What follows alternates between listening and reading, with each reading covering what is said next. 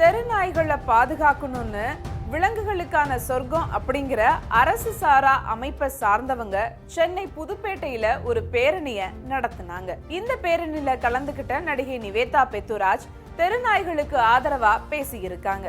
தெருநாய்களை பாதுகாக்கிறது அரசோட கடமைன்னு பேசின நிவேதா அதுக்காக தானே ஓட்டு போட்டதா சொன்னதோடு நாய்களுக்கு லைசென்ஸ் வாங்க சென்னை மாநகராட்சி கட்டணம் வசூலிக்கிறதும் எதிர்ப்பு தெரிவிச்சிருக்காங்க. நம்ம கிட்ட ஒருத்தவங்க தப்பா நடந்துகிட்டா அவங்கள கொலை செய்யணும்னு யாரும் சொல்றது இல்ல.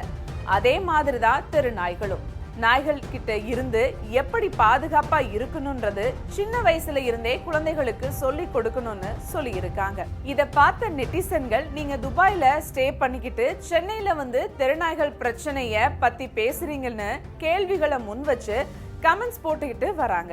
எது எப்படியோ தெருநாய் பிரச்சனையில விலங்கு ஆர்வலர்களையும் நாய்க்கடியால பாதிக்கப்பட்டவர்களையும் டிபேட்ல இழுத்து விட்டுருக்காங்க நிவேதா.